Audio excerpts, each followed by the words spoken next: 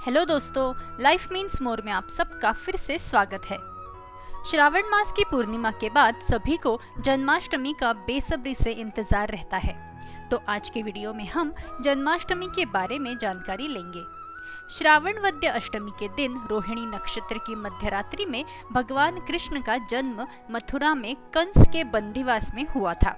भगवान कृष्ण को भगवान विष्णु का 8वां अवतार भी माना जाता है। कृष्ण जन्माष्टमी भारत और कई अन्य देशों में बहुत उत्साह के साथ मनाई जाती है। भारतीयों के लिए जन्माष्टमी बड़े ही हर्ष और उल्लास का पर्व है। भारत में गोकुल, मथुरा, वृंदावन, द्वारका और पुरी में इस पर्व का बहुत महत्व है। इसलिए यह पर्व जन्माष्टमी की शुभकामनाओं के साथ पूरे देश में मनाया जाता है। तो देखते हैं कृष्ण जन्माष्टमी का शुभ मुहूर्त क्या है। रात 12 बजे श्री कृष्ण का जन्म हुआ था, इसलिए पूरे भारत में रात के 12 बजे कृष्ण जन्मोत्सव मनाया जाता है। श्री कृष्ण जन्माष्टमी पर पूजन का शुभ मुहूर्त 30 अगस्त को रात 11:59 बजे से रात 12:44 बजे तक है। श्रावण वद्य अष्टमी 29 अगस्त 2021 रात 11:25 को प्रारंभ होगी।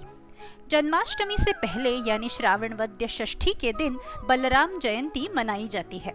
श्रावण वद्य अष्टमी की समाप्ति 30 अगस्त 2021 को मध्यरात्रि 2:01 को होगी। चलिए देखते हैं कृष्ण जन्माष्टमी की कहानी। कृष्ण का जन्म रोहिणी नक्षत्र पर श्रावण मास में कृष्ण पक्ष की अष्टमी तिथि को मध्यरात्रि में हुआ था। कृष्ण के जन्म की कथा बताई जाती है कि कृष्ण के मामा कंस ने देवकी के पुत्र से अपना वध होने की आकाशवाणी सुनकर कृष्ण की माता देवकी और पिता वसुदेव को बंदी बना लिया था। देवकी को हर बार गर्भवती होने पर हिरासत में रखा जाता था। कंस उसके प्रत्येक बच्चे को अपने हाथों से मार डालता था। कंस ने देवकी और वसुदेव की 7 संतानों का वध कर लिया था। इसलिए देवकी की 8वीं संतान कृष्ण के जन्म के तुरंत बाद वसुदेव ने उसे गोकुल के नंद और यशोदा को सौंप दिया। भारत में कृष्ण जन्माष्टमी पर कृष्ण के जन्म की यह कथा बड़ी श्रद्धा से सुनी जाती है। महाभारत में भगवान कृष्ण की भूमिका बहुत अहम थी। महाभारत भारत का एक प्राचीन और धार्मिक ग्रंथ है। इस पुस्तक का निर्माण महर्षि व्यास ने किया था। महाभारत पांडवों और कौरवों के बीच एक महायुद्ध की कहानी है। महाभारत में कृष्ण का कार्य बहुत महत्वपूर्ण है। महाभारत में पांडव धर्मयुद्ध जीतने में सक्षम थे, क्योंकि कृष्ण ने सही समय पर अर्जुन को उपदेश दिया था।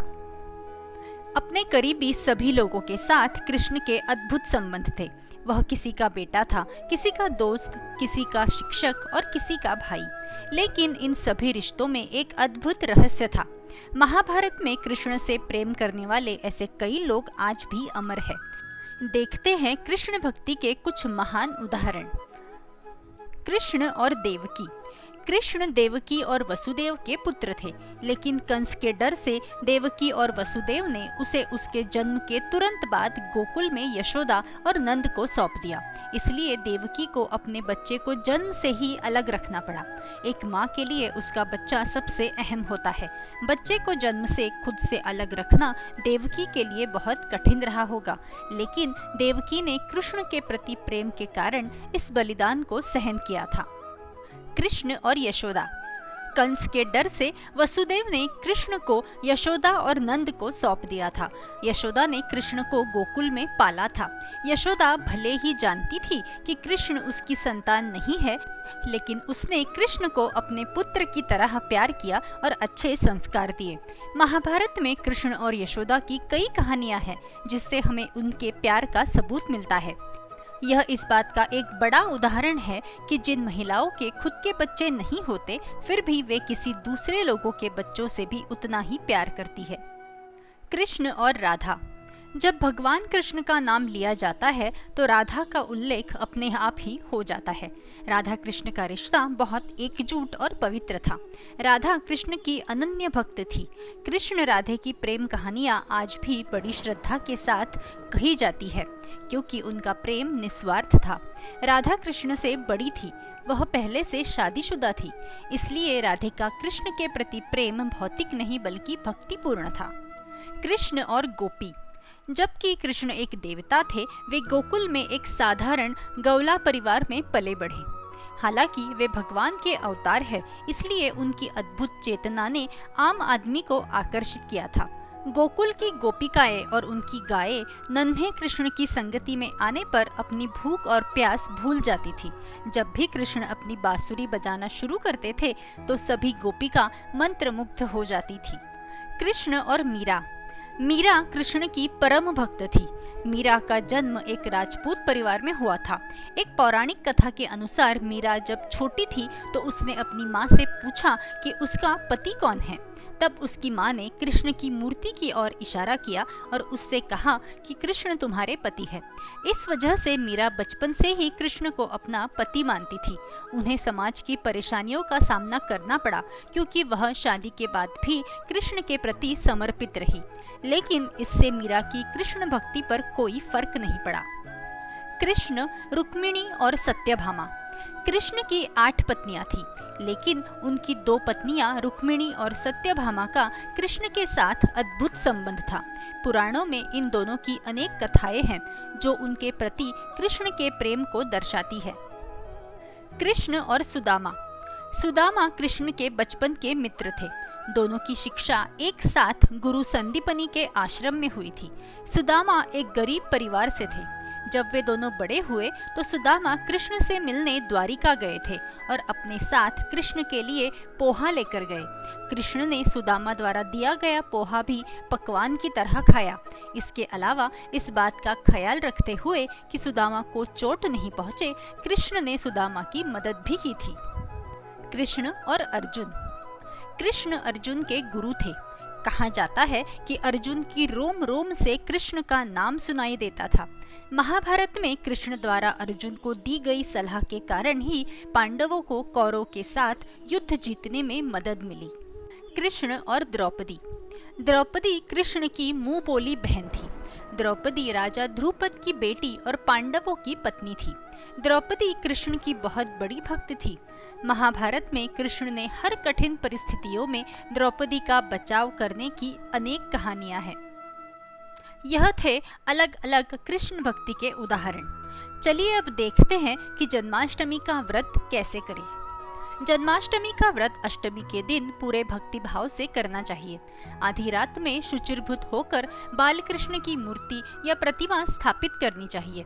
इसके बाद सहपरिवार श्री कृष्ण की पूजा करनी चाहिए। धूप दीप प्रसाद चढ़ाना चाहिए। भगवान कृष्ण की आरती करनी चाहिए। पूजा करके पुरुष सूक्त और विष्णु सूक्त की स्तुति करें। इस समय पूजन करते समय बाल कृष्ण को मक्खन और चीनी मिलाकर उसका प्रसाद चढ़ाएं। जन्माष्टमी के व्रत का समापन दूसरे दिन करें। इस दिन पंचोपचार से उत्तर पूजा करनी चाहिए। बाल कृष्ण को महानैवेद्य अर्पित करें। उसी दिन गोपाल काला बनाना चाहिए। त्योहार के लिए तैयार किए गए विशेष प्रसाद को गोपाल काला कहते हैं। यह गोपाल काला पोहे, लहिया, चावल लहिया, नींबू और आम का अचार, दही, छाछ, भीगी हुई दाल, चीनी, फलों के टुकड़े आदि को मिलाकर बनाया जाने वाला प्रसाद है। यह कृष्ण को बहुत प्रिय है। ऐसा मानते हैं कि भगवान कृष्ण और उनके साथी इसे यमुना के तट पर बनाते थे और मिल बांट कर खाते थे। इस दिन गोपाल काला के अवसर पर महाराष्ट्र में दही हंडी का त्योहार बड़े उत्साह के साथ मनाया जाता है। इस दिन विशेष रूप से मुंबई में गोविंदा दही और दूध से भरे घड़े को ऊंचाई पर रखकर उसे फोड़ने का साहसिक खेल खेलते हैं। अब देखते हैं भारत के विभिन्न हिस्सों में जन्माष्टमी कैसे मनाई जाती है। जन्माष्टमी विभिन्न क्षेत्रों में अलग अलग परंपराओं के साथ मनाई जाती है। महाराष्ट्र में कृष्ण के जन्म को गोकुल अष्टमी के रूप में मनाया जाता है। गोकुल अष्टमी का व्रत किया जाता है। रात के 12 बजे कृष्ण की मूर्ति को पालने में रखा जाता है और दही दूध का प्रसाद दिखाया जाता है। कृष्ण की पूजा की जाती है और कृष्ण जन्म के गीत गाए जाते हैं और आरती की जाती है। अगले दिन दही हंडी का त्योहार भी बड़े हर्षोल्लास के साथ मनाया जाता है। गोविंदा पथक बहुत ऊंचाई पर रखी हुई दही हंडी को तोड़ते हैं। कम से कम समय में दही हंडी तोड़ने वाले पथक को पुरस्कार दिया जाता है। कृष्ण का जन्म गुजरात और राजस्थान में भी बड़े उत्साह के साथ मनाया जाता है। इसके लिए कृष्ण के मंदिरों को सजाया जाता है। रात भर भजन और रासलीला का कार्यक्रम होता है। उसी तरह कृष्ण का जन्म दक्षिण भारत में भी एक बड़ा त्योहार है। इस दिन कृष्ण के मंदिरों को दीपों से सजाते हैं, चावल के आटे से रंगोली बनाते हैं। भगवान कृष्ण को विशेष प्रसाद चढ़ाया जाता है। साथ ही भगवद गीता का पाठ भी किया जाता है। तो दोस्तों, भारत की तरह भारत के बाहर भी कई देशों में कृष्ण जन्म को बड़ी धूमधाम से मनाया जाता है। तो यह थी जन्माष्टमी की पूरी जानकारी। आज का वीडियो यही खत्म होता है। आशा करती हूँ आपको वीडियो पसंद आया होगा। वीडियो को जरूर लाइक कीजिए और ज़्यादा से ज़्यादा शेयर कीजिए और मेरे चैनल को सब्सक्राइब करना ना भूलें। फिर मिलते हैं ऐसे ही कुछ अच्छे विषय के साथ। तब तक कीप वॉचिंग। Thank you.